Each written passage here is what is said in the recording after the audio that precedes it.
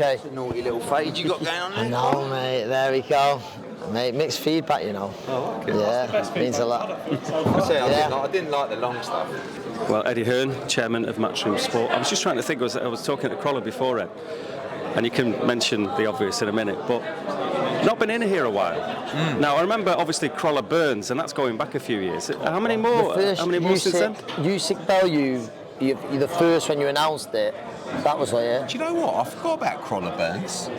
Yeah, thanks, mate. Wasn't actually a great fight, that one, was it? No, not great. I thought that was going to be a war. You paid me well, though. Everyone did, yeah. So once I started paying you well, yeah, it weren't exciting anymore.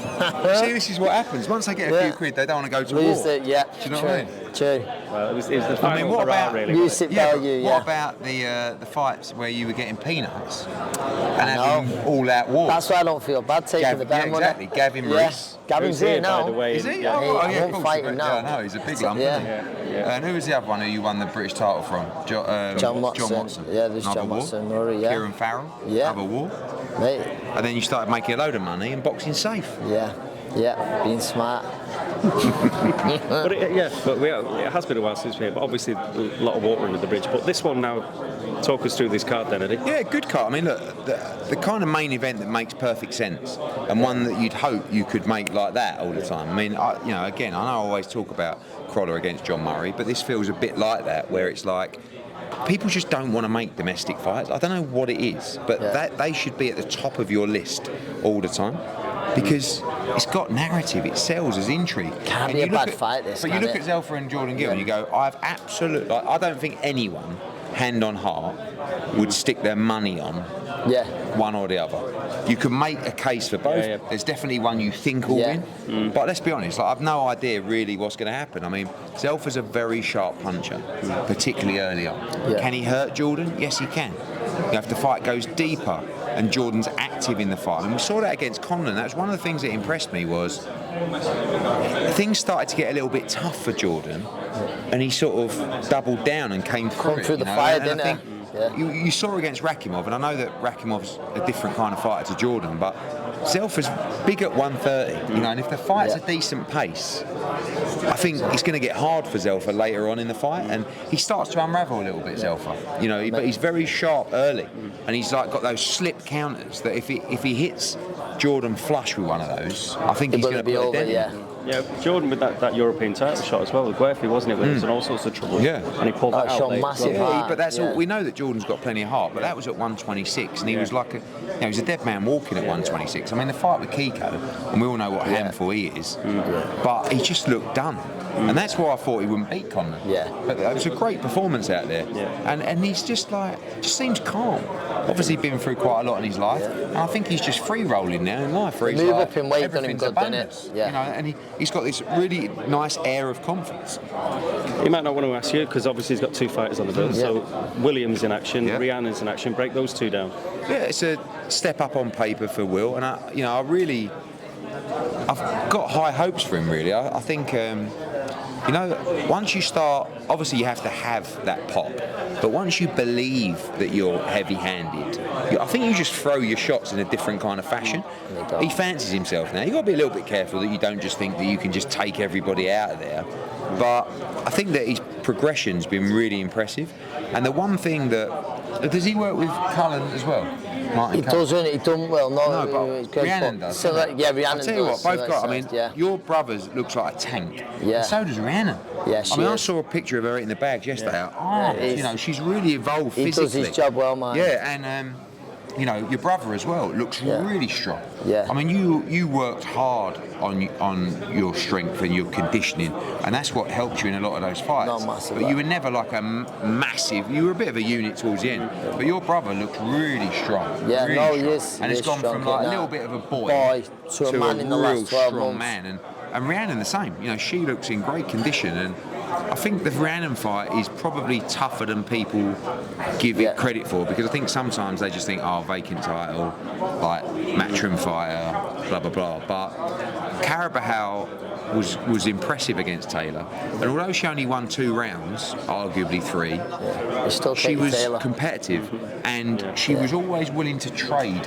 with Katie Taylor, always willing to take a chance. She has very long arms. She can punch as well. She's not the quickest, but Ranna likes to get involved, and that's quite exciting sometimes. Crolla will be telling her not to, and just to box. And I think she's got to be in and out. You know, she's got to do her work, get out, go in 2 phases, because Carabao's just a little bit slow with it, you know.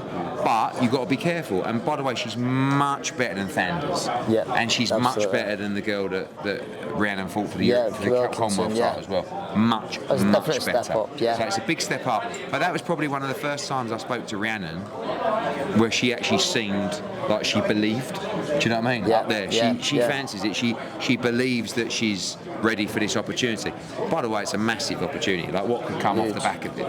And you got it in Manchester, so it's all there on a plate for you. Stars are aligning. Yeah.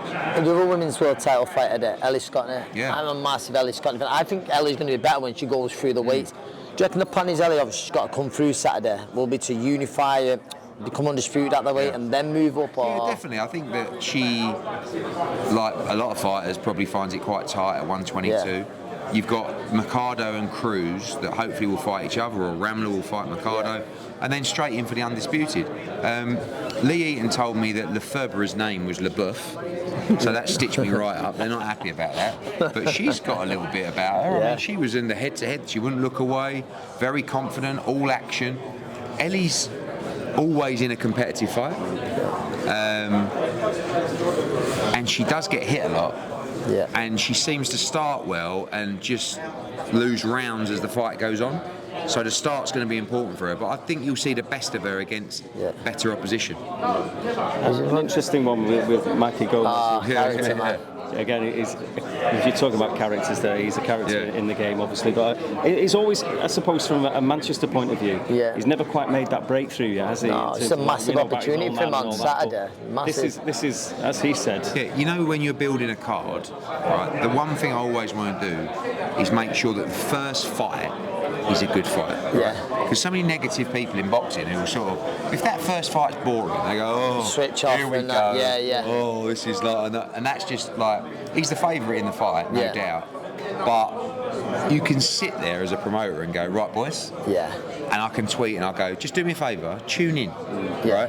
And that can kick us off, because it can only be an absolute all-out war. Kane Baker, you know what you're getting. Kane, I love Kane. You know, and he's got to be careful not to be in too many tough fights.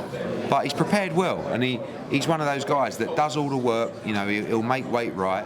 And for him to win an English title, by the way, would be absolutely massive for him. And I'd love to see him do it in a way. Good, roll on Saturday. Just before you go, Ed, obviously there's always big news knocking about. Yesterday, Tyson Fury had a press conference.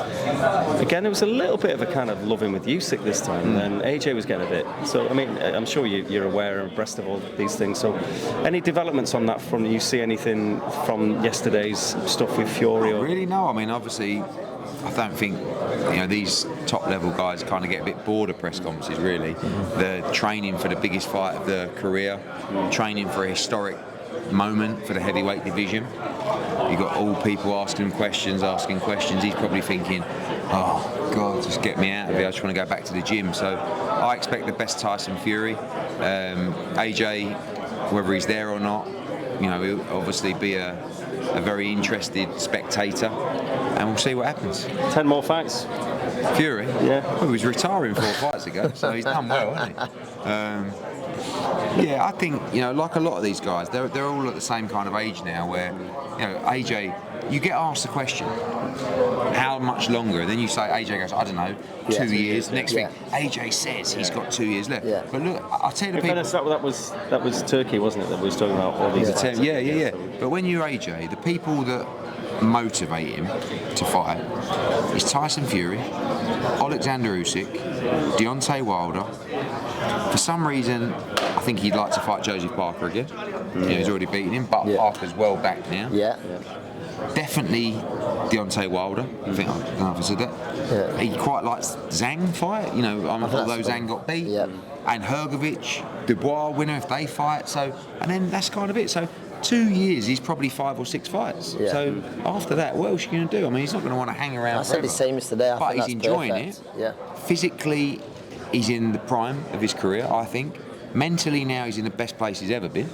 So, roll on.